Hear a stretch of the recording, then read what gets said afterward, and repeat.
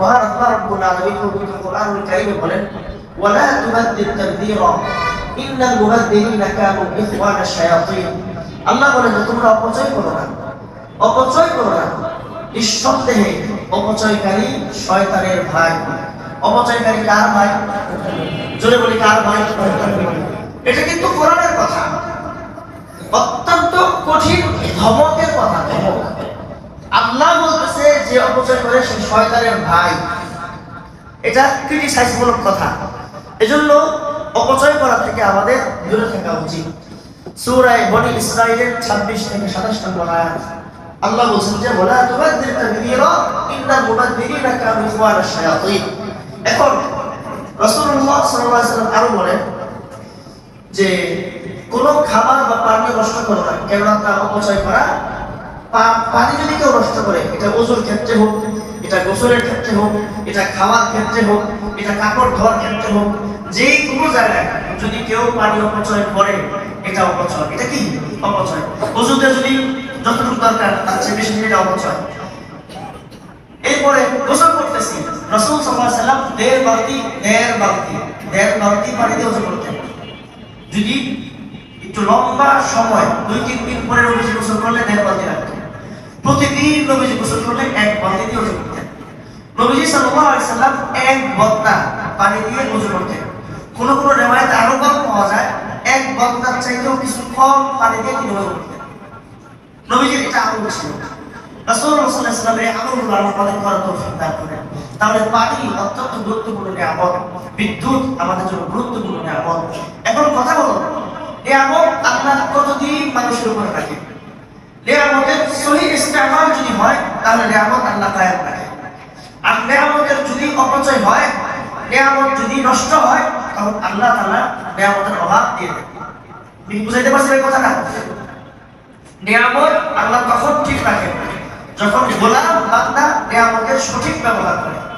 আর নিয়ামত তখন নষ্ট হয়, নিয়ামত তখন সংকট দেখা দেয় যখন নিয়ামতের অপব্যবহার হয়।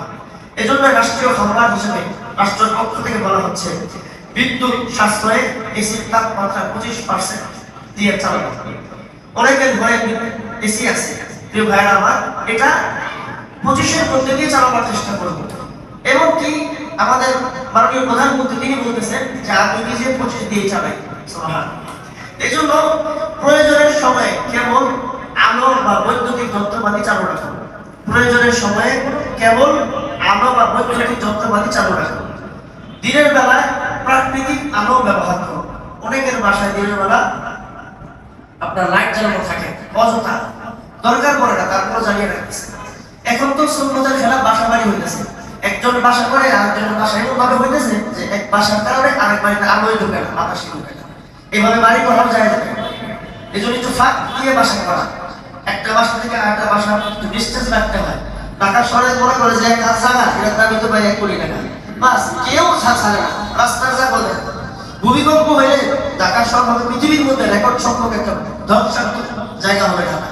আল্লাহ বুঝদান করেন।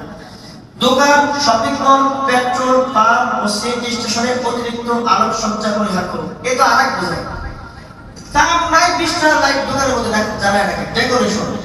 ডেকোরেশন সুন্দর করার জন্য, বিশেষ করে যেগুলা সুপার শপ আছে, ভালো ভালো দোকান আছে। আমি অনেক দোকানে গিয়েছি, ভালো ভালো উন্নত দোকান, অযথা লাইট জ্বালায় রাখছে। 20টা লাইট, 25টা লাইট, 15টা লাইট শুধু শুধু জ্বলতেছে। কি দরকার হয়? ব্ল্যাক প্রাইস অপচয় করে প্রাইস করে। আল্লাহ নিয়ামত অপচয় করে, এটা হচ্ছে সৌন্দর্য। এই সৌন্দর্য করে বিবাহ বার্ষিক 4 দিন আগে থেকে পুরো বাড়ি লাইটিং, 5 তলা পর্যন্ত বড় বিশাল বড় বড় লাইট দিয়ে 5 দিন যাবত জ্বালা রাখছে। এখান থেকে 1/2 কিলোমিটার রাস্তা। অপচয় করলে আল্লাহ তাআলা নিয়ামত ছিনিয়ে নিয়ে যাবে। এরপর কি বলছে? অপ্রয়োজনীয় লাইট বন্ধ রাখুন, এলইডি বাল্ব ও বিদ্যুৎ সাশ্রয়ী যন্ত্রপাতি ব্যবহার করুন। এই কথাগুলো আমাদের রাষ্ট্রের পক্ষ থেকে আসছে। রাষ্ট্রীয় বিষয়গুলো রাষ্ট্র যারা চিন্তা করেন তারা বুঝতেছেন এই বিষয়গুলো। আল্লাহ আমাদেরকে এগুলো আমল করার তৌফিক দান করেন। প্রিয় ভাইরা আমার, যুদ্ধ লাগার কারণে দেশের তেল সংকট দেখা দিতে পারে। এই তেল সংকট দেখা দিলে যদি বাইরে থেকে তেল আমদানি না হয় তাহলে বিদ্যুৎ সমস্যা দেখা দিতে পারে। এই জন্য এখন থেকে যদি আমরা আজকের এই ফরমানটা যে আসছে, আপনি কি মনে করতেছেন এগুলোর ইতিহাস নাই? ইতিহাস আছে। ইউসুফ আলাইহিস সালামের যদি ঘটনা আপনারা কেউ কোরআন থেকে পড়েন, সরাসরি কোরআনের ঘটনা, উনি নিজে বলছে যে সামনে দুর্ভিক্ষ দেখা দিবে, সবাই জেনে গেছে রাষ্ট্রের মধ্যে দুর্ভিক্ষ দেখা দিবে, এক কঠিন সময় আসতেছে আমাদের জন্য। তখন কে দায়িত্ব নিবে, কে কি করবে? অনেকে রাষ্ট্রীয় ধর্ম দেখলে অনেক গুরুত্ব দিতে চায় না, যে না এগুলো মানে এমনিতে না, এগুলো ভেসে আসে না, এগুলোর পিছনে অনেক ইতিহাস আছে। এইগুলো যেখানে লেখা হইতেছে অবশ্যই ওনারা জ্ঞানী মানুষ চিন্তা করছে, এখন থেকে আমাদের সতর্ক থাকা উচিত। নবী ইউসুফ আলাইহিস সালাম উনি কি বলছে, দায়িত্বটা আমাকে দেন, আমাকে দেন, ইনশাআল্লাহ আমি দায়িত্ব ভালো করে পালন করতে পারবো। তখন তিনি কি করছে, এইভাবে রেখে দিয়েছে যে ভাই তখনকার সময় যেগুলো ছিল, খাবার একটু কম করে খান, একদিন পরে পরে খান, একবেলা করে খান, এই খাবারগুলো এইভাবে ঠিক না, ওই খাবার ওইভাবে ঠিক না, এভাবে করে করে একটা চরম পর্যায়ের দুর্ভিক্ষের হাত থেকে আল্লাহ তাআলা ইউসুফ আলাইহিস সালামের নেতৃত্বে একটা দেশকে আবার আর্থিকভাবে স্বাবলম্বী করে দিয়েছে। সুবহানাল্লাহ। তাহলে বিষয়গুলো বুঝতে হবে ভাই, রাষ্ট্রীয় সভাগুলো এমনিতে আসে না, ওনারা বুঝে শুনে কথাগুলো বলতেছে। যদি এখন আপনার বিলাসিতা না কমাই, এসি, টিভি, ফ্রিজ সব কিছু একটু নিয়ন্ত্রণের মধ্যে যদি না করি, তাহলে সামনে আমাদের ক্ষতি হবে, আমাদের ভোগান্তি বাড়বে, আমাদের ভোগান্তি বাড়বে। এই জন্য আল্লাহ আমাদের সবাইকে এই বিষয়গুলো বোঝার এবং আমল করার তৌফিক দান করেন, আমিন। শেষ আরেকটা কথা আমি আপনাদেরকে আবার বলি, আল্লাহ কুরআনুল কারীমের সূরাতুল আরাফ আল্লাহ বলেন, লাউ আন্না আহলাল কুরা আমানু ওয়াত্তাকাউ লাফাতাহনা আলাইহিম বারাকাতিন মিনাস সামাই ওয়াল আরদ। রাষ্ট্র তো একটা গুরুত্বপূর্ণ ইনফরমেশন আমাদেরকে দিলই, এর সাথে আমি আল্লাহর একটা আয়াত বলে আপনাদের কাছে আজকে সত্য কথা বলতে চাই। আল্লাহ বলে, আল্লাহ বলে, আল্লাহ বলে, লাউ আন্না আহলাল কুরা আমানু, যদি কোন জনপদবাসী, কোন এলাকাবাসী, কোন গ্রামবাসী, কোন মহল্লাবাসী, কোন দেশ আমানু ঈমান আনে, শিরক মুক্ত ঈমান, বেজাল মুক্ত ঈমান, ওয়াত্তাকাউ এবং আল্লাহকে ভয় করে, আল্লাহকে সচ্চা ভয় করে, দিল থেকে ভয় করে, প্রকৃত ভয় করে, যথাযথ ভয় করে, হক আদায় করে, আল্লাহকে ভয় করে। এবার আল্লাহ কি বলে শুনেন, জনপদবাসীর কাজ হলো দুইটা, আমানু ওয়াত্তাকাউ, ঈমান আনবে, আল্লাহকে ভয় করবে। গ্রামবাসী, এলাকাবাসী, দেশবাসীর কাজ হলো দুইটা। আর আমার আল্লাহর দায়িত্ব কি, লাফতাহনা আলাইহিম বারাকাতিন মিনাস সামাই ওয়াল আরদি, আমি আল্লাহর দায়িত্ব, আমি আল্লাহ বলতেছি, আসমানের যত বরকতের দরজা, জমিনের যত বরকতের দরজা, সবগুলো বরকতের দরজা আমি আল্লাহ ওই গ্রামবাসীর জন্য খুলে দিব। আল্লাহ আমাকে বলছে ঈমান আনতে, আল্লাহ আমাকে বলছে তাকওয়া করে চলতে। যদি এটা হয় ইনশাআল্লাহ, ইনশাআল্লাহ বিইذنিল্লাহ বিইজ্জাতিকা ওয়া জালালিক, আমি হিম্মত করে বলতে পারি কোন জনপদবাসী ঈমানের উপরে ওঠে, তাকওয়ার উপরে ওঠে, আল্লাহ ওই জনপদবাসীর মধ্যে অভাব দিবে না।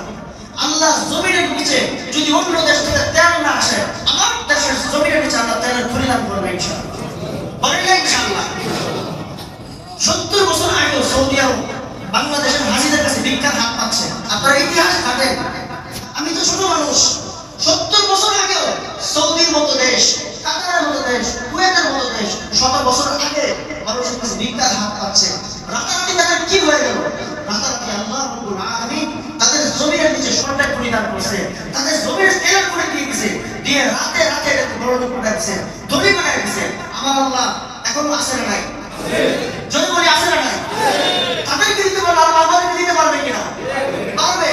এই জন্য আমরা বলতেছি ঈমানের উপর উঠেন, তাকওয়ার উপর উঠেন। রাষ্ট্রের একদম ছোট থেকে শুরু করে সর্বোচ্চ মহৎ পর্যন্ত সকলে ঈমানের উপরে, তাকওয়ার উপরে উঠে আল্লাহ এই রাষ্ট্রে বরকত দিবে বলে ইনশাআল্লাহ। আল্লাহ আমাদেরকে বরকত দিয়ে আবার ধনী বানায় দিবে ইনশাআল্লাহ। কারো মুখাপেক্ষী আমাদের লাগবে না, আল্লাহ আমাদেরকে সব মহিমায় গৌরব দান করবে ইনশাআল্লাহ। পারবো না ইনশাআল্লাহ ভাই? আলহামদুলিল্লাহ আমাদের রাষ্ট্রপ্রধানদের মাঝে নতুন আলহামদুলিল্লাহ কাজ দিতেছে। যানজটের মধ্যে চেকপোস্ট ছাড়া, মানুষকে কষ্ট না দিয়ে, মানুষকে কষ্ট না দিয়ে জানে বসে থাকে এখন রাষ্ট্রপ্রধান। বলেন আলহামদুলিল্লাহ। খলিফা ওমরের মতো এগুলো চরিত্র, মানুষকে কষ্ট দেয় না। আগে দেখতাম 3 ঘন্টা যাবত মানুষ প্রেগনেন্ট, মানুষ কষ্ট করতেছে। যেই দেশে জুলুম হয় সেই দেশে বরকত আসে না, আর যে দেশে ইনসাফ থাকবে সেখানে আল্লাহ বৃষ্টির মতো বরকত দান করবে ইনশাআল্লাহ। আল্লাহ আমাদের সকলকে দ্বীন ইসলাম ভালোভাবে বোঝার এবং আমল করার তৌফিক দান করেন, ঈমান এবং তাকওয়ার উপর তৌফিক দান করেন। যারা সুন্নাত